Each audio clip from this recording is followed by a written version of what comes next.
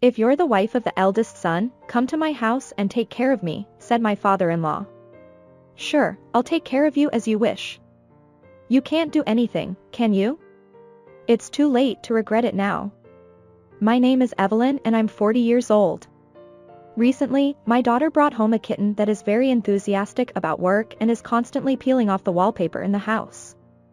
The cat looks at me with round eyes like, 'Is there a problem, meow,' and so on. Oh. It's so cute. Unlike cats, there are things that are not cute about humans. In my life, there was only one person I hated so much that I gritted my teeth and said, 'I'll never forgive you.' That person was my father-in-law. I met my father-in-law for the first time when I went to my husband Owen's house to greet him for our marriage. My husband's parents' house is in the countryside of Nebraska, where you have to cross a long farm road to finally see the house. It's natural not to lock the house, and even I, who grew up in the countryside of Nebraska, was really surprised. However, the most surprising thing was his father. My husband had told me in advance, "My father is a little strange, so don't worry about it. You can ignore him." According to my husband, he's not human, he's a monster. I was nervous about what kind of monster would come out, but he turned out to be an exceptional talent beyond my imagination. When my husband and I were led to the living room by his sister Aurora, her father shouted, "You guys. Did you come in through the front door?" According to her father, only his wife, my husband's mother, and the head of the family, my husband's father, are allowed to use the front door, and other humans are supposed to use the back door. I didn't understand why I couldn't use the front door at all, and I was stunned, but my husband and his sister sighed as if they were fed up with it. Apparently, his sister also thinks her father is a nuisance, just like my husband. Even though I didn't know much about her father, I realized in just a moment that he was a monster. When her mother came from the kitchen and brought us tea while apologizing, her father sat down as if it were natural. Her mother also handed the tea to her husband with a familiar touch. Our tea was not handed to us, but placed on the table. No, I didn't want to drink it by hand, so it didn't matter. Somehow, the scene looked very strange. After a brief self-introduction, my husband's sister asked me, "Huh? Are you a web designer, Evelyn?" Aurora also seems to be working in IT, and the conversation was about to get lively. My husband's father said, "It's ridiculous for a woman to work. You can't work like a man, so you women should just have children and contribute to the family." My husband's father looked at us with disgust from the bottom of his heart and sighed, "Oh," in a deliberate manner. I could tell that my husband's sister was in a fighting mood, and my husband's mother calmed her down. "Ugh, Dad, go over there. I don't need your permission to marry my girlfriend." The air in the room froze in an instant. "You're the eldest son, but you're still a child. It's 100 years too early for you to stand up to your parents. Your brain is 100 years old, isn't it?" His sister burst out laughing at my husband's words, and his mother desperately tried to calm her husband down. What is this home drama? This stubborn father is actually a sentimental family man, and his favorite food is cookies, rather than alcohol. I knew from the first episode that it wasn't that kind of scenario. In the end, my husband's mother worked hard to please my husband's father by bringing more sweets and carrying alcohol in between. If I marry into this family, will I become like this too? I shuddered. Still, my husband and I got married. It took courage to marry into that family, but when my sister-in-law and my husband's 3 people met later, they promised to protect me if anything happened, which gave me a boost after the wedding.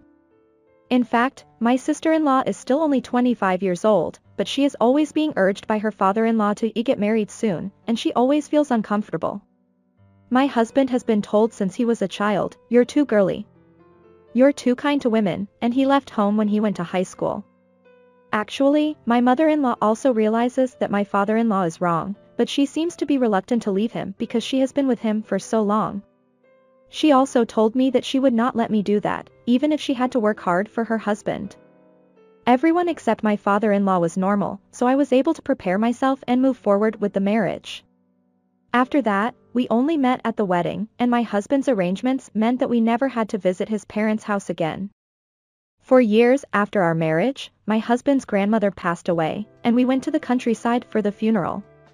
The ceremony itself ended without incident, but a problem arose when we had a party with all the relatives after the funeral, perhaps due to local customs. "You, take me a glass of wine." "Huh?" Suddenly, my father-in-law from the back seat called out to me and told me to take him a glass of wine. He seemed to be a little drunk, but I was more concerned about being ordered around by someone who didn't even call my husband a you. "I'm not your wife." Irritated, I take him a glass of wine, and my father-in-law drank it with satisfaction. Immediately afterwards, "You finally showed up, you unfilial child." I was once again filled with frustration. I'm not even raised by you, so how can I be filial? Are you still working outside? Yes, I am. I'm still doing it. You're still playing at work without showing the face of a successor. You can't live without being supported by a man, can you? If it weren't for the funeral, I might have said, "I've been living on my own until I met your son," or something like that. When I was silent, my father-in-law seemed to think he had gotten the better of me and started talking happily. "You know too, don't you? After you turn 30, you're past your prime as a mother. If you make a grandchild with aging genes that can't do anything, I won't forgive you. Normally, it's about time for the eldest son's wife to propose living together.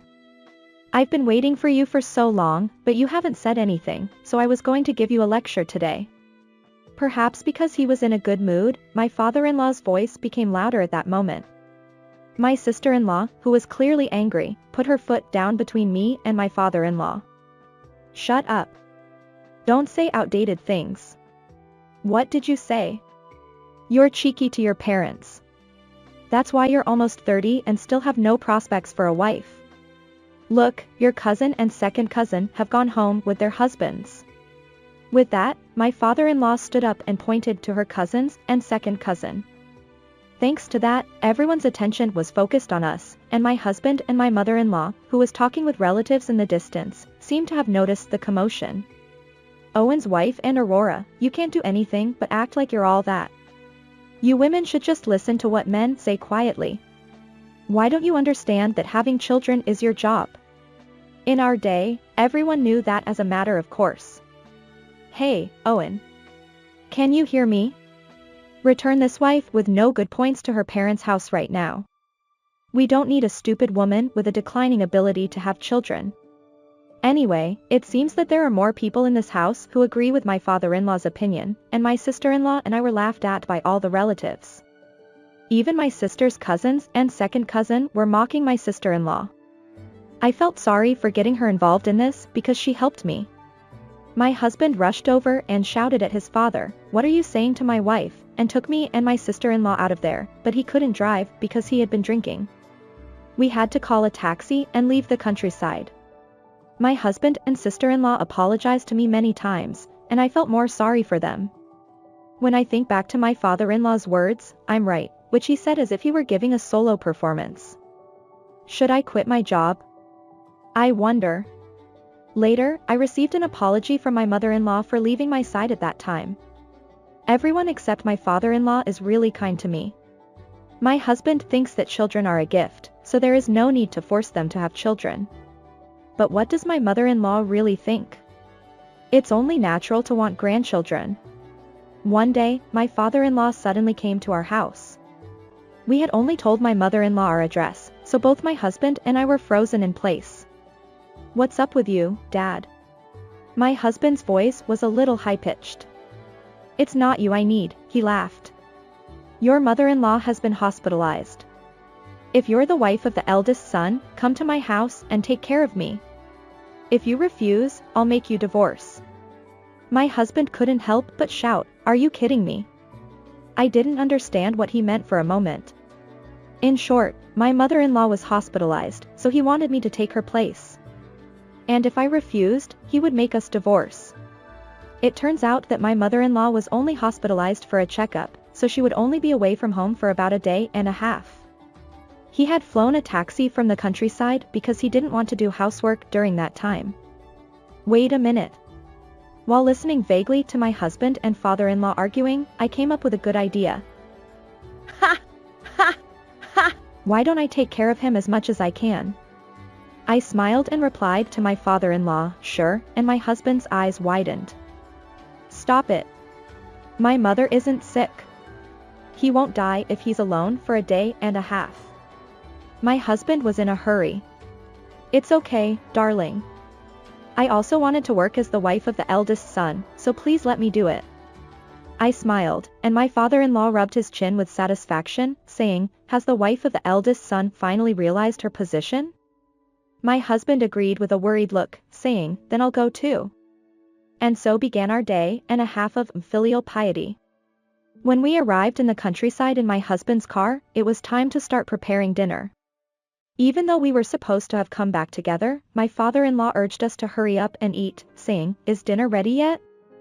In this house, it seems that I have to make dinner while I'm in the car. I'll buy the ingredients, so please wait a moment. I'll make it soon. I answered, and my father-in-law snorted and said, then prepare the bath first and then go. I prepared the bath as he wished and told him to go ahead and take a bath, and my husband and I went shopping. When we returned from a supermarket about an hour's drive away, my angry father-in-law was waiting for us at the front entrance. I told you not to use the front entrance. And what was that bath earlier? My father-in-law shouted at me. What's wrong? What's wrong? The bath was cold water. Don't mess with me. I'm sorry. I'm just a wife with no good points, so I don't know the difference between water and hot water in an unfamiliar house. I just made a mistake. You're doing housework half-heartedly, enough. Hurry up and make dinner. He usually eats 3 meals a day, but today he skipped lunch because my mother-in-law wasn't there. He must be hungry, so my father-in-law didn't blame me for the bath anymore and just wanted to eat. I'll make it up to you by cooking with all my heart. I answered and headed to the kitchen. My husband was hiding his face, but he was laughing all the time. No wonder, the cold bath was on purpose. I had told my husband everything when we went shopping. If he had used his head a little, he could have avoided taking a cold bath by checking if there was steam or not. He must have immersed himself in the bath without thinking too much about it. You didn't soak in hot water if it was a cold bath, did you? I'm sorry. I've prepared hot water, so please take a bath. While preparing for dinner, I recommended that my father-in-law take another bath, and he said, that's very thoughtful of you, and headed to the bath. I checked the hot water supply switch in the kitchen. The temperature was okay. And within a minute. Oh my God. I heard him scream from the bathroom. My husband couldn't help but ask, what happened, and went to the bathroom on purpose. I'm a woman. I didn't want to see my naked father-in-law, so I asked my husband to go. My father-in-law was screaming, the bath is hot. Of course, he had raised the temperature to nearly 50 degrees Celsius as soon as he got in. The water outlet must have become very hot. Both cold and hot baths are dangerous in winter, but it's safe in summer. What? It's not. Well, please overlook that. By the way, since the temperature was restored instantly, my father-in-law didn't know what had happened. My father-in-law, who returned to the living room exhausted, asked, why did the bath suddenly get so hot, and I answered, is it because it's old? Since he doesn't usually do housework and leaves everything to his wife, he probably doesn't even know what the hot water supply button in the kitchen does. After all, I heard from my husband that he was the kind of person who got angry when men stood in the kitchen. I served dinner to my exhausted father-in-law, saying, it's ready. What is this? It's porridge, pumpkin, and sweet potato. Why is it so simmering? Father-in-law, don't you know about baby food? At that moment, my father-in-law got angry and stood up, saying, don't make fun of me. What's been going on with you since earlier? You can't do any housework. Why do I have to eat baby food? Because you can't do anything, I adjusted it to your mental age. I've prepared baby food for a 5-month-old baby. My husband laughed and said, so is Dad a 50-year-old baby? Now, please eat it before it gets cold. I warmed up the prepackaged food with all my might. You can't even make prepackaged food by yourself, can you? Please be grateful. Do you think it's okay to talk to me like that? I smiled at my trembling father-in-law. Oh. But isn't it true? If you're just missing my mother-in-law for a day, you could have managed with retort food, but you took us because you couldn't do anything. Remake it without saying anything. I won't eat this. I only bought that when I went shopping for ingredients, so if you don't eat baby food, there will be no dinner. What? Are you kidding me? My father-in-law looked at my husband as if he wanted to say that. Didn't you give me $10 and tell me to buy dinner? It's hard enough to keep it under $10, and don't you realize that the countryside supermarket is almost out of stock in the late afternoon? You're hopeless. Father-in-law is still a baby. I don't understand anything about American prices. Oh, I see. It's still your first errand. My father-in-law, who saw me and my husband grinning, muttered, "Are you telling me to stay hungry," while turning pale. You can manage for a day even if you're hungry. Or you can go to the supermarket and buy it yourself. That's right, father-in-law. Let's try your first errand. I'll watch you from behind the scenes. If you don't like it, eat baby food. Oh, do you need help with your meal? You're a baby. Since we've never raised children, it might fail. Let's do our best as an experiment before raising children. Life is trial and error. No, if you make an error in your life, it will end there. We laughed, and my father-in-law looked at us with a dumbfounded expression. Given his personality, my father-in-law probably didn't want to go shopping or eat baby food while being teased by us.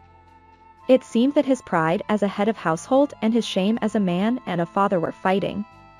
If it were me, I would eat baby food because I don't want to bother with shopping. That's right.